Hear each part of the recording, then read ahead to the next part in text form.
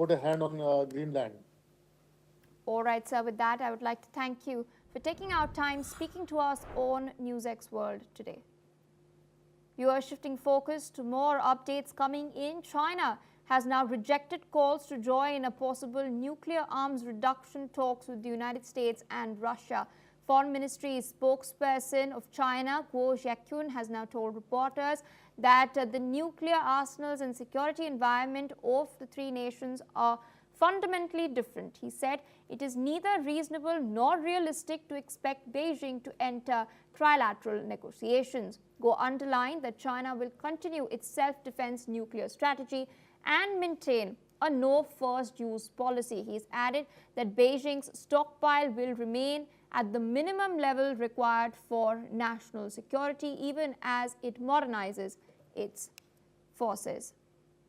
Joining us on the broadcast is Andrew K.P. Leung. He is a strategist focusing on China's military as well as economy, joining us live from London. Thank you so much for taking our time speaking to NewsX World. Interesting statement coming in from the Trump administration as far as nuclear non-proliferation is concerned. America has come out and asked China and India to reduce its nuclear arsenal. Meanwhile, we have of course seen how it's the US and Russia in particular who have the world's large chunk, the lion's share of the world's nuclear arsenal. So what do you make of China's response as well as America's demands? If you look at the nuclear warhead stockpile, the United States has about 3,000 modern nuclear warheads stockpiled. Russia has slightly more than 3,000.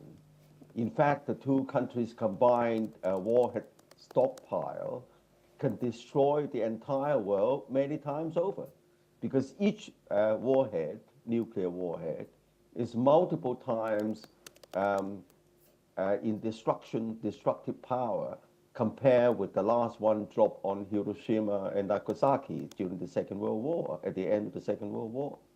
So I think the numbers really do not mean anything, really, but it's a deterrence against a possibility of a nuclear war. But of course, nuclear stockpile can act as a degree of dominance over other countries. Now, China's stockpile is about 500 compared with 3,000. As at most, it's over the next couple of years, it could reach maybe 1,000, maybe in about 10 years' time. And India's is even less. But of course, both China and India, they like to increase their stockpile, not to the level compared with the United States and Russia, because it doesn't mean really anything. But apart from stockpile, the most important thing is how to deliver this weaponry to your enemy's territory.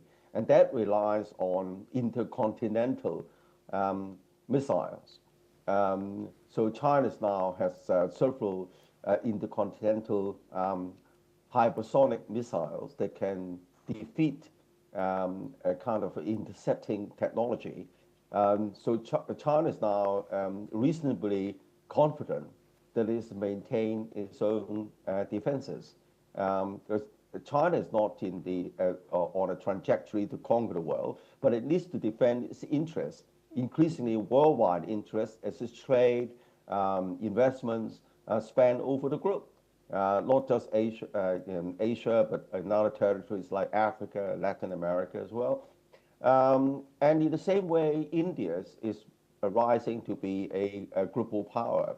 It's said to be the third world's largest economy, ahead of Japan and definitely Western countries. So both countries need to defend its own economic and other geopolitical interests. Not that they would like to use the nuclear power.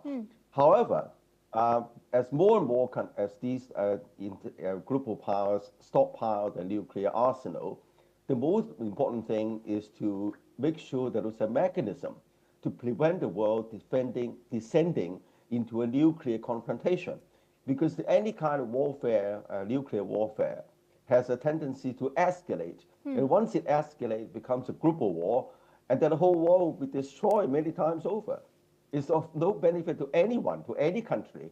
So while there is a need to stockpile reasonably amount for defensive purposes, it's important to prevent the nuclear powers from direct confrontation.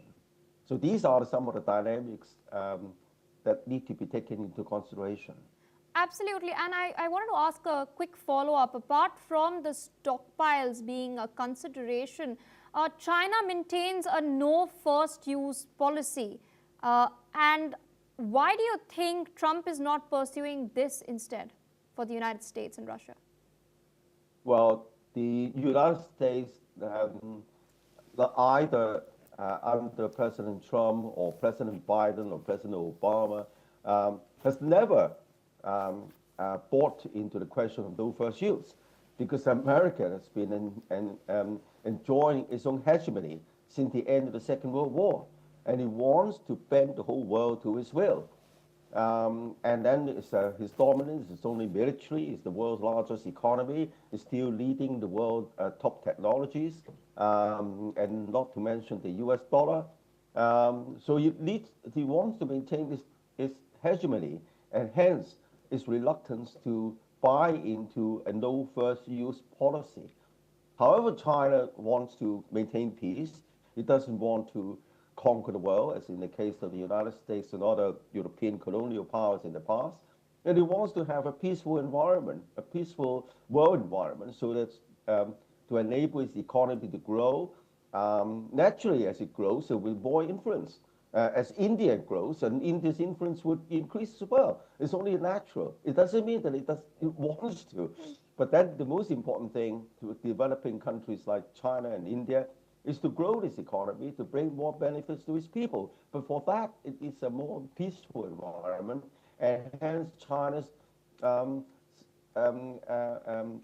policy of no-use policy, of no first use nuclear armament policy. However, as the Western aggression grows, I think China is now beginning to recalibrate its no first use policy. Because if you said you're no first use, then that gives a window of opportunity for other aggressive powers to take advantage of.